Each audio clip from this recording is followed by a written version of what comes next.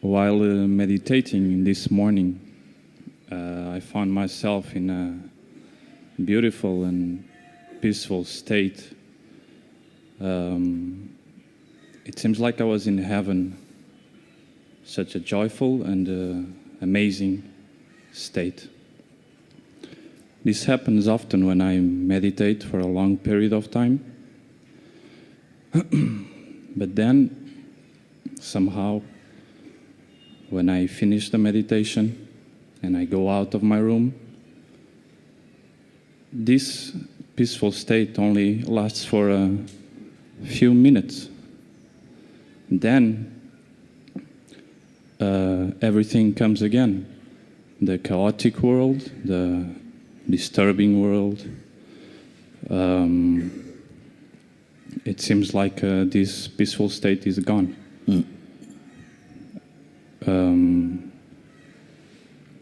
Somehow I don't know how to keep this state during my life. And when things are so difficult, like when you have a disease that is so difficult to you, when life seems to take you away, your normal life, your friends, your family, your city, everything is upside down. Doesn't make any sense. How?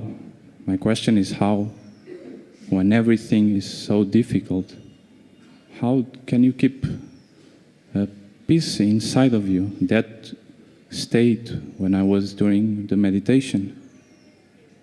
How can I carry this for the rest of my life? Yeah. I have good news for you.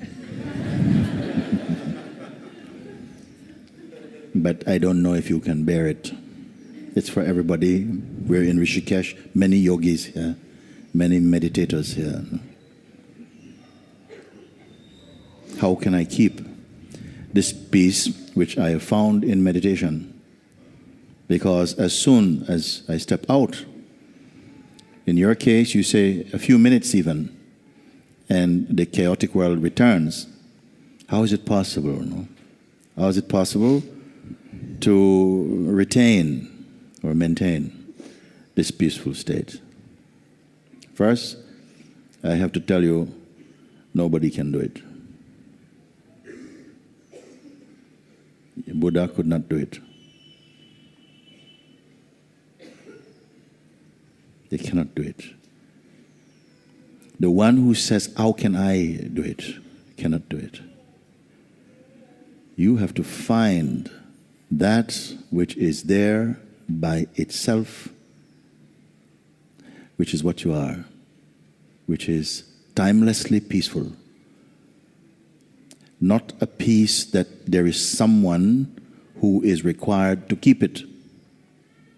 Because this someone is not stable. This someone has not been investigated who this someone who can do it is.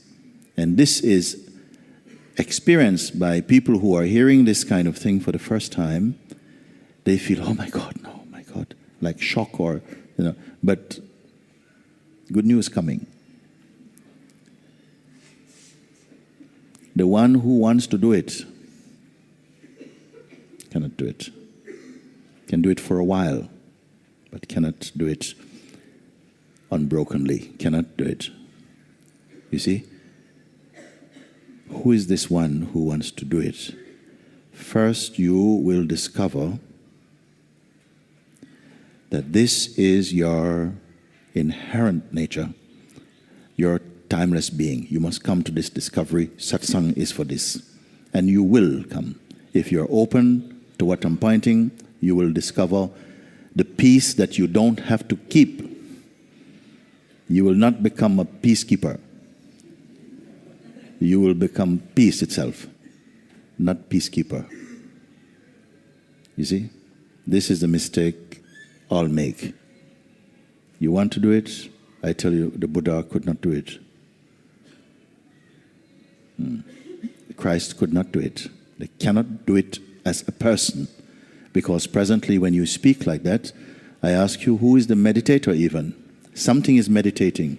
Even throughout the meditation, there is awareness that this is a process of meditation also. There's an awareness in which the meditation itself is carrying out. Something earlier than active meditation, intentional meditation. There's that pure awareness in which all things take place. You are there. This is your correct position. The weakness of all this. And even this weakness is not deliberately weaknessing, casually weaknessing the play of the manifest world taking place, including the sense of yourself, meditating, trying to stabilize your meditation, appears in that as a phenomenon itself.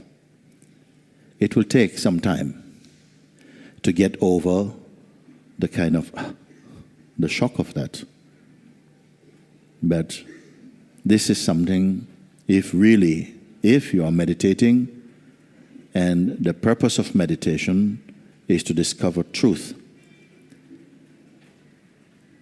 and to be truth, then this thing must be cleared up. Otherwise, you will have successes and failures. Also, you say, somehow when I come out of meditation, after a few minutes, what happened?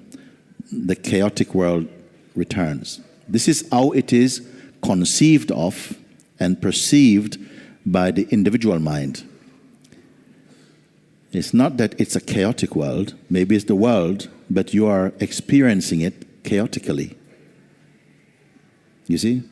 I remember one account when in Satsang in Mumbai, Sri Nisargadatta Maharaj was holding Satsangs some while ago, and one man got up and he says, Sri Maharaj, I hear what you say, and it touches my heart.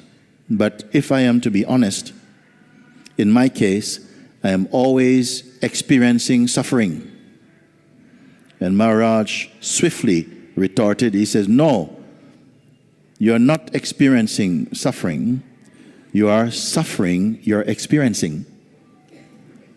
Is it? You're not experiencing suffering because suffering is not a thing. Suffering is more of an attitude. Pain is something. So he says you are not experiencing suffering. You are suffering, you're experiencing. Meaning that there's option about that. Everything is determined by something here. It's not out there.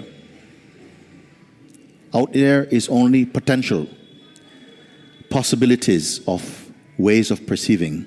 It's not fixed. You can find a peacock feather, like a peacock feather, and some people, oh, I won't go near it. Oh my God, bad luck.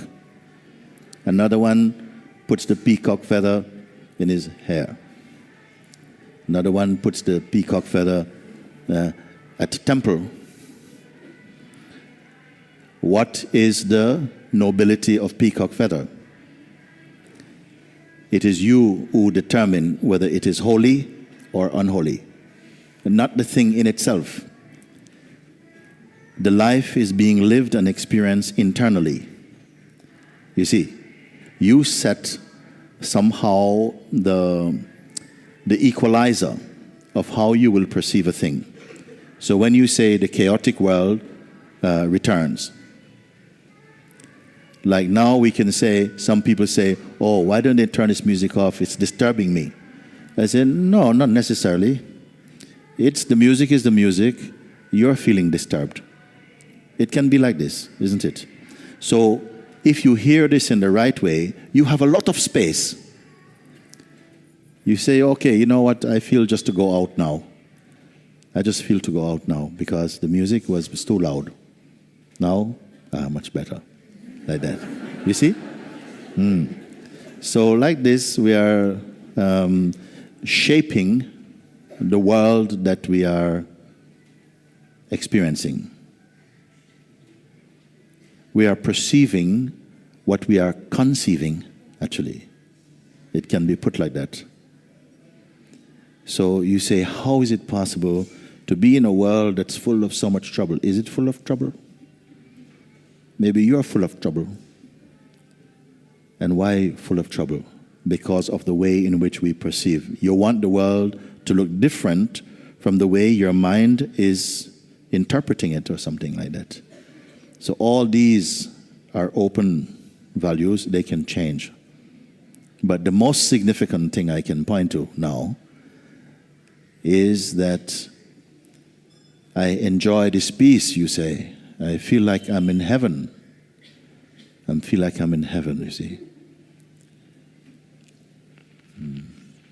If you go to heaven, you will at some point have to leave heaven. If you go to heaven, sometimes you're going to have to leave heaven. There's something more intimate, closer than intimacy, indivisible, that cannot leave you because it never came. This thing you must find. We look elsewhere, but everywhere you look, you find objects. You find some phenomenon. And all phenomena, they are time-bound. You cannot keep them. Even you who want to keep them, you cannot keep. You see? Find that which cannot separate from you. Even now, this moment here, everything can go. Everything can go. Even this body, it's always changing. Always changing. Thankfully also. I remember way back in the days when we were all wearing afros. Well, maybe not most of you, but afros and cheesecloth shirts and flare trousers and quite high shoes, were clunking around. And it looked, everybody felt so nice. Yeah. I would like this to be my eternal style. And now we look at the photographs. I thought, oh my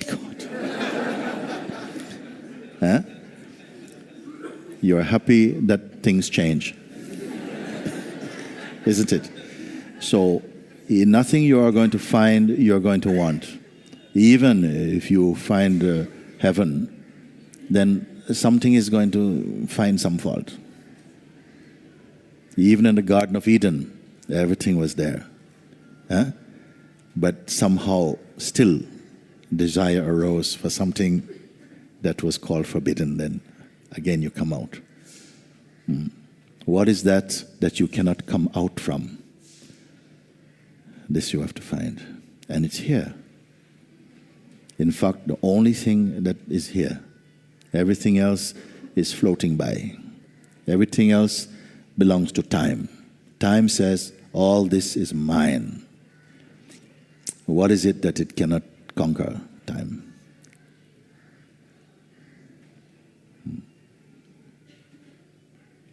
Everything you can see. Yesterday, I think it was, or the day before, we were looking together because somebody asked about this thing, the different stages and states of consciousness, and asked, can you say something about it? And we started by saying, you say, this is my house. You don't say, it is me. It's not what I am, it's what I own. There's a difference. You see, it's property. It's something that belongs to me. It's not what I am. And we can say, my body, my senses, my sight is not so good anymore. My memory used to be so sharp, so good. Now I cannot remember anything. So something is aware of memory and the change of memory. It observes that. So it itself is not memory. You see? So it's not memory. It's not the senses. It's not the ego, because you can say my ego is a bit big, I want to get rid of it. Can I reduce the ego? So little ego, big ego, not you. Something is aware of it. It's a relationship. It is not definitively, essentially you. You can leave it. Anything you say, my intellect, my belief system, my family, my life, my world, my faith, my likes, my dislikes, all these things, my, leave everything aside.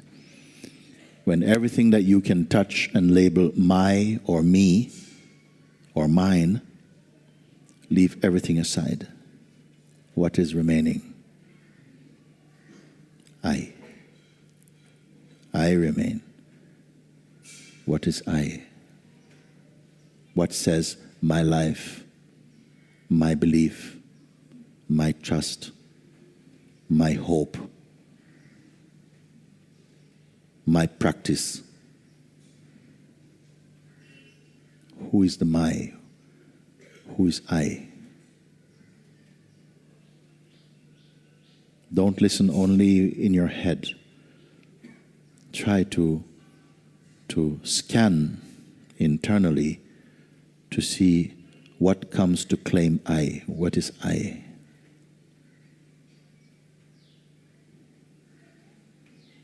Is it the body? It says my body also. So it is not the body. It is not the organs, my heart, my kidneys, not in such good shape. Who is the I? What is I?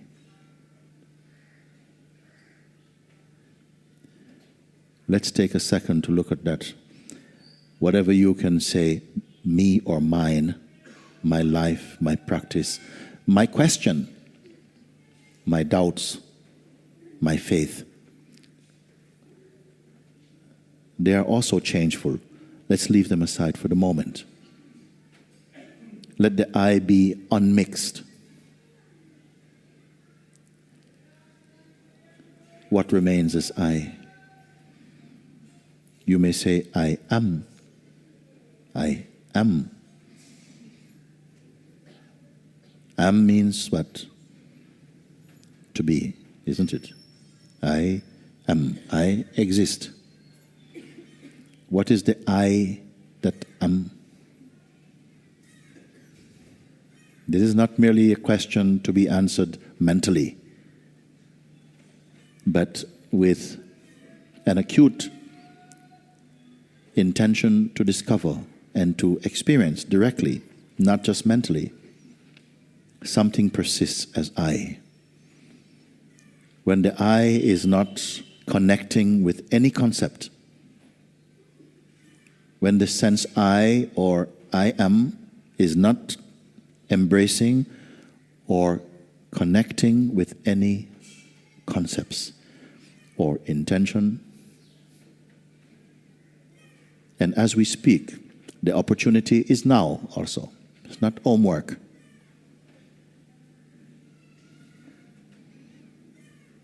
That unmixed I. Everything you can discard from the position of I am. No, this belongs. This also objective. This also phenomenal. I relate to that and it relates to me. Leave it aside. What is I? See? Experience this.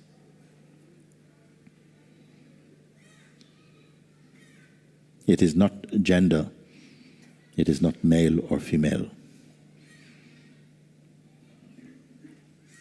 You may call it pure consciousness also.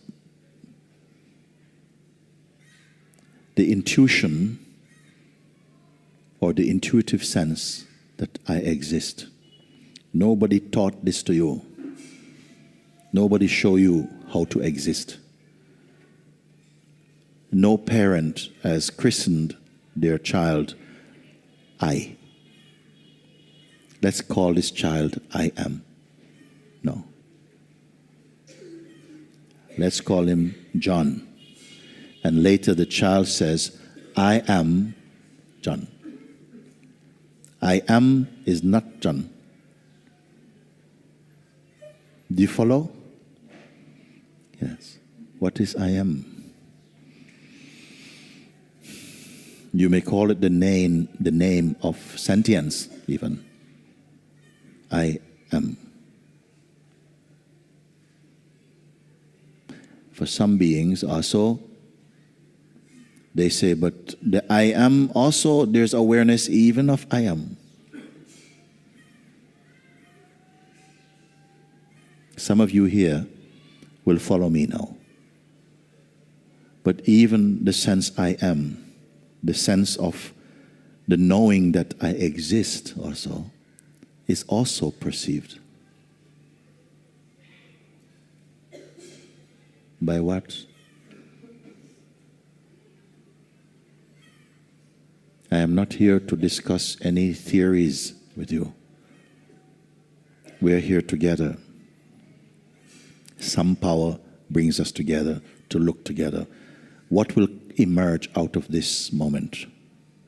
We have this beautiful moment to be here together, looking, in my view, the most important subject in the human kingdom.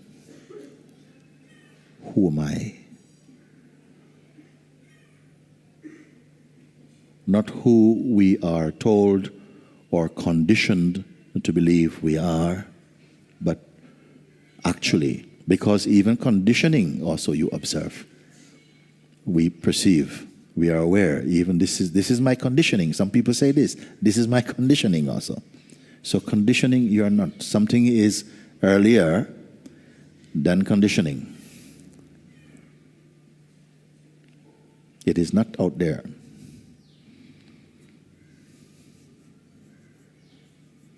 Everything on this side of the eyes, you may say, is perceived phenomenally. The combination of the elements manifesting like that. But where it is perceived is here. Who perceives it? What is important here is not merely the conceptual answer. The question is important. The question first is important. It is also helping to reveal also what really is here. Why do I persist in pointing here? We're all looking for what we say, truth, freedom, happiness, peace, love. We're looking in the field. And someone says, here, here, here. And the other go, no, yeah. Some will come. Yes, have you found it? Where is it? I am it. You are it. But it is not enough to believe this. It must be your irrefutable truth and experience.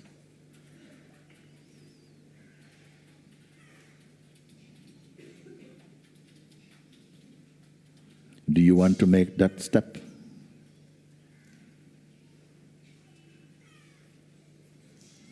Yes. Yes? Now? Yes. Your yes doesn't sound so convincing.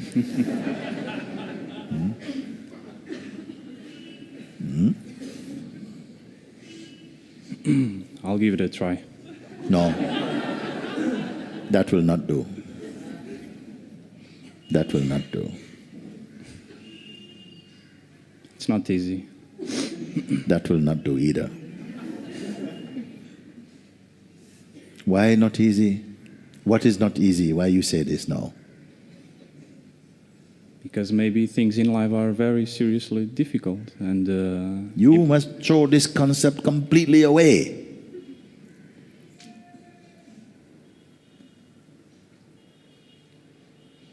We are going to walk.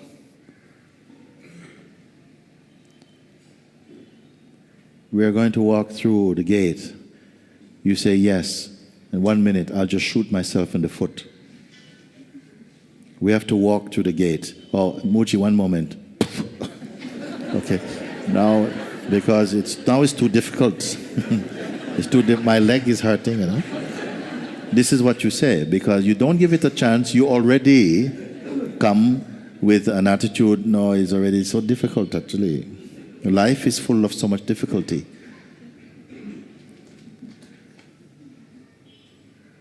You must find out what is saying this thing in you, because it is not your friend. This voice is not your friend. The one who tells you, haha, it's too big for you. You're not ready. And look, life is so difficult. And why should it be you? Look, how many Buddhas do you know? Yeah? And how many human beings now? 8 billion human beings. What chance do you have? Like this, huh? So, before you even start, you have shot yourself in the foot. Attitude not good. I will give it a try, not good enough. I'm dying for hunger.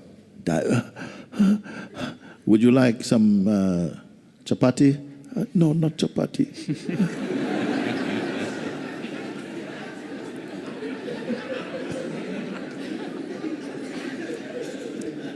So something already has to go. Something has to go. With an attitude like that, you don't need any outer obstacles. Isn't it? This attitude, you must find out who is this, because this one is robbing you of freedom.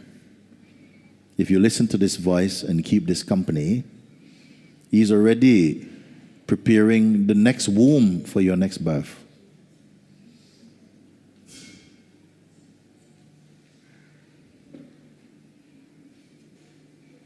And this is why it's important that your discernment must be sharpened, so that you know the difference between the true and the untrue. That voice that say, I can't do it, I'm not ready. Well, I'll give it a try. You know. No. Already you defeat yourself like that. Your attitude should be, if it says, out of all these billions of beings, 1 in billions will find it. Your attitude should be, well, I guess that's me. That must be me. Not, I will try. I'll give it a go. When? Today? Oh, today not good. Maybe tomorrow. Because what will happen is that so many little obstacles will come up for you. Something will come and you'll be easily put off the trail. Easily. Easily. Because in the journey through life, you can say, we have absorbed so many negative impressions, and as you turn your attention in, you start to meet these bubbles coming up. And each of these bubbles are telling you what you cannot do. You're not good enough. You're not ready. You're not spiritual enough. Look how difficult it is. And if you're used to giving attention to these things, each voice you will follow. Oh, you're gone, and you're gone. Swiftly, firmly, you will discard them.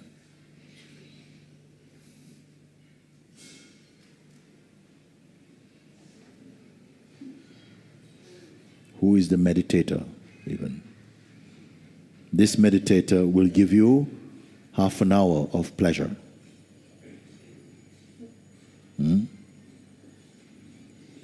8, 10 hours of struggling, suffering. 10 minutes of pleasure. Is it a good deal?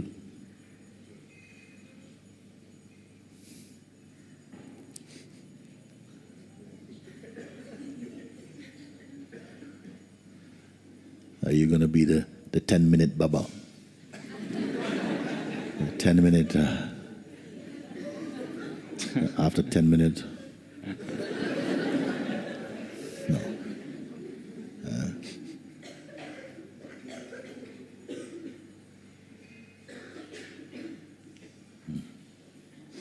Opportunity here is to discover what is here.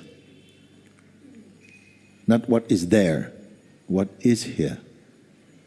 Even before you set out on some journey, let's find out where you already are. Before you go to try and get something, let's find out what you don't have. If you're lacking already. This is the beauty and the power of inquiry. It is direct. It doesn't start off with an assumption. It questions the assumption, you see. And quickly, what is untrue is discarded or it falls away by itself also.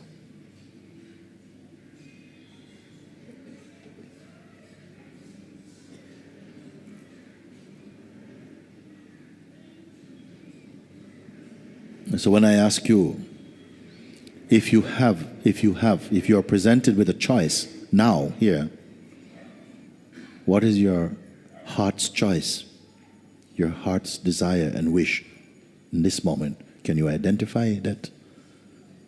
Yes. Peace? Yes.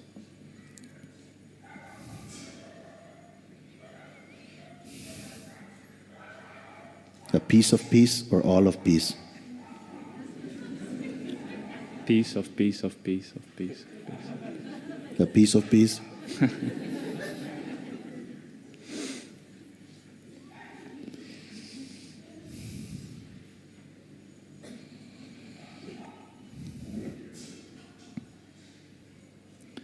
If you aim at peace, and it is the phenomenal peace, the experience of peace, the sensation of peace, then that may also come and go.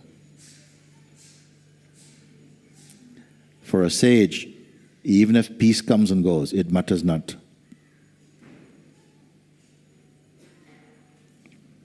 If it comes and goes, he says, okay, I don't want to keep it, let it go. It's nature to come and go. And that one abides in that which cannot come and go. Is there not some dimension or space somewhere in you? There is that which doesn't come and go. Have you discovered this or not? No. No.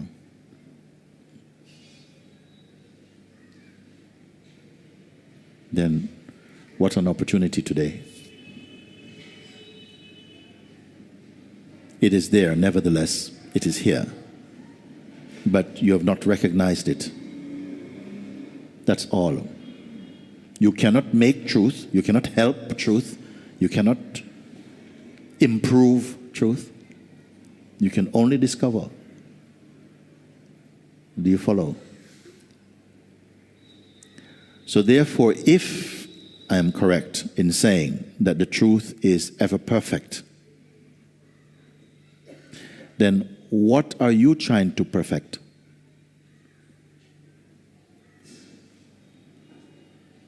What are you practicing for, and who are you the one practicing?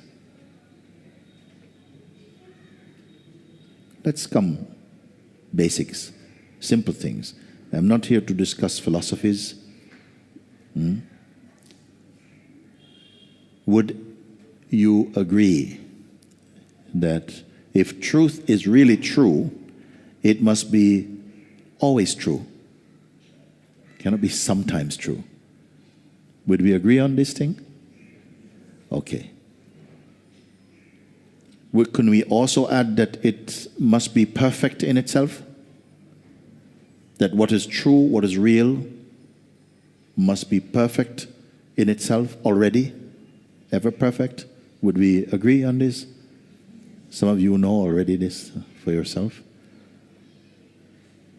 Therefore, who is the one who is practicing? Just asking. No cynicism at all in this question.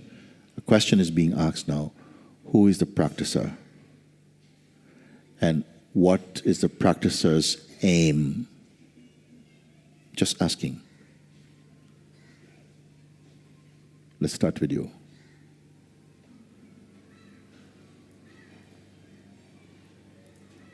It must be because you have an assessment of yourself, I am not yet perfect. And I must do something to reach that perfection or to drop the imperfection or something. Isn't it? What else is the purpose for any practice? I am not having a judgment against practice. We're only examining something. And we have to do this together. Can we accept that there must be, if truth is infinite, omnipresent, and already perfect, and constant, it must be here now, isn't it? It must be here now, isn't it? It cannot be merely at the end of a striving. Then, haha, thank you, now you've reached peace. Here you are, thank you very much, I have my peace, bye. It cannot be a commodity. It cannot be a commodity. It cannot be an object that a you is going to get this object. Do we follow? If you don't follow, then I back it a little bit and we can come again. If the truth, even if you say, yes, it's not my experience yet, but somehow, at least intellectually, I appreciate and I agree it must be like that. How can it not be like that? Otherwise, it will take you and me to perfect truth. It needs a bit of help. And I am going to supply the help that truth needs. Can it be like that? No. Something here already is perfect. And something here is already playing imperfect, appearing to be imperfect. This is where the identity is most strong. You are consciousness, but somehow manifesting inside this form, the consciousness which announces itself in the form as the sense I am. It says, I am. I exist, which it says is the godly principle. The godly voice inside the form says, I am. Do you know I am within your own self? Are you aware of that simple, stable, intuitive presence, the sense I am? Not I am going to the market, I am going to get married. No, I am. Most practices are trying to get stable in the sense I am, to reach this place, the unmixed sense of presence, which is functioning as the witness of the manifest and moving phenomenon we call life. You are the witness of that. And the position I am is the purest point of perceiving. The egoic sense, the feeling I am the body, that is deriving from the I am. It is a modification of the pure I am. I am this person, I'm a man, I am this, I am that. That's later. That is already somehow a kind of modification, a fragmentation from that pure sense I am. Is this too complex for you, what I'm speaking? So it is at this point when consciousness descends to that position where it feels itself to be the body. I am the body. This is me. This is where I live. This is my address and so on. Okay? It is this identity which is still consciousness, but consciousness in a limited form, because it's embraced the body and says, I am the body, this is my name, I'm a man, I'm a woman, this is my belief, this is my faith. And whatever qualities it's embraced and says, this is me, to that extent is its measurement in that moment. And it is that identity that is arising as the seeker, seeking truth, because it doesn't have the conviction, I am complete or I am truth. Therefore, it picks up a kind of practice or so on. All of this is the play of consciousness, by the way. We're not looking with judgmental eyes. We're looking for understanding. So this sense, I am this person, my way is I'm a bhakta, or I am more in the path of jnana, yoga, I am in this, I am in that, and so on, to suit the differing temperaments of consciousness in its expression as life and people, individualities, and so on. It is that aspect of consciousness in a contracted state, that arises as the seeker of truth, that says, now when I meditate, this is what I find. You see? But even the I who meditates or who experiences the world as being chaotic or difficult or painful, this I also is observable. Yes or no? Yeah. If it is observable, it cannot be the essence. It implies that a deeper state of awareness observes this I person. Is this your experience or not? Yes. So therefore, the meditator meditating, both the meditator and the intention to meditate in order to find peace, are phenomenal to a deeper seeing. Are we together on the same page with this? Okay, like that. While we're speaking and looking like this, see if inside something resonates and can confirm, aha. Aha. Yes. Yes, like this. If we turn the attention away from the intention to meditate and from the identity as a meditator, and don't touch any intention for a moment, what remains?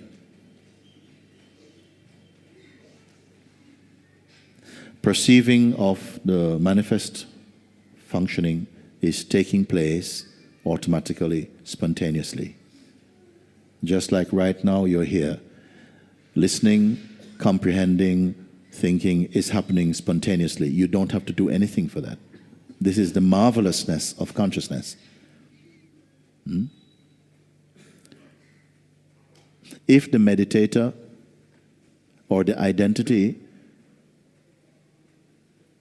that is meditating is observable, what observes it? And the answer I don't want. Allow the question to some space to happen and to open up in you.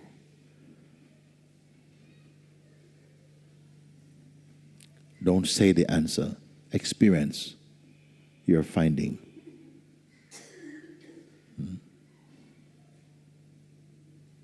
However subtle,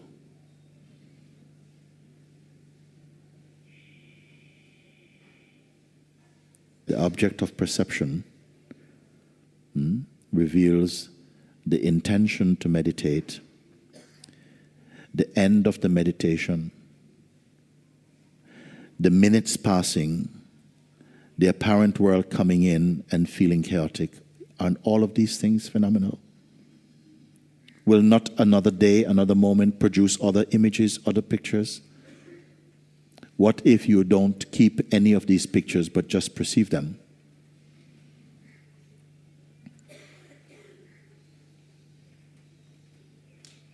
Supposing everything you saw registered inside you.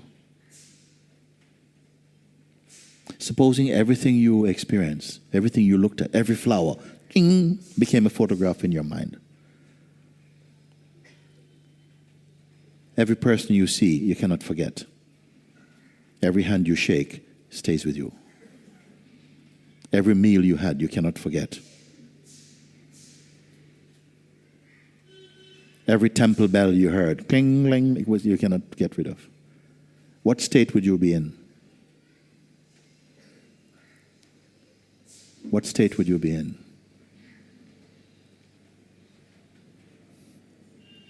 Thanks to the marvelousness of consciousness, nothing is leaving any footprints inside the consciousness. Isn't it? You don't have to transcend anything that you don't have any interest in. Suppose something has no interest for you. Do you have to transcend it? Even though you perceive, I can look at these things, I can look at this,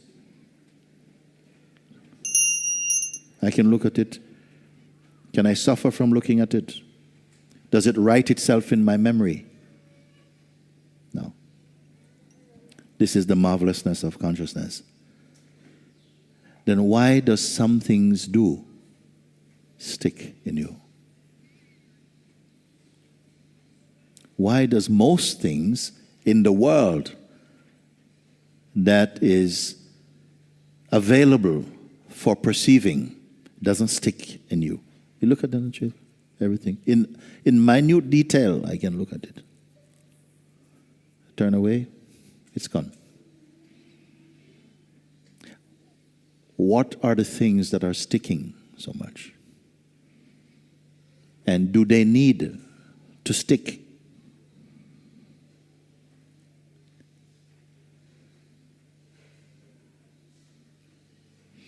I am not going to tell anyone, try and unstick.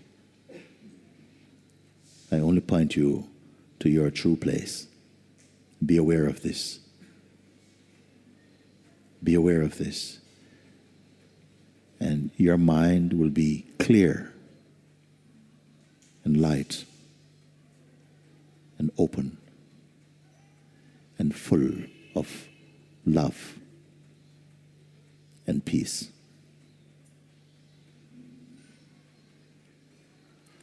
Don't worry about discovering the things of the world, this thing and then this thing and study this thing. No. If truth is what you're seeking, your path can be very simple. Very simple. We have a lot of ideas of what we must do. You also express some ideas that you conceive already, which are not in service to your truth.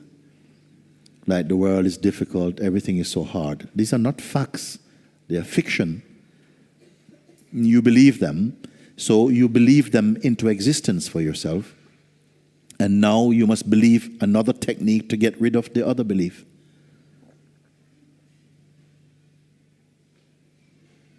You see?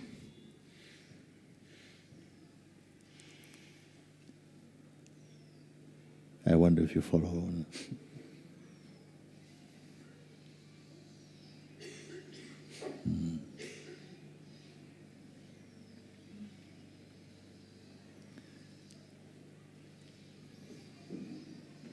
Do you feel it is good to be here? Very good, thank you. Yeah. Very, very good. Then continue being here and sit with an open sense, not grasping or pushing. Just be open, but not blank. Alert, but just open. And if it speaks to your heart, allow space for that. Allow space for that. Thank you. Thank you. John.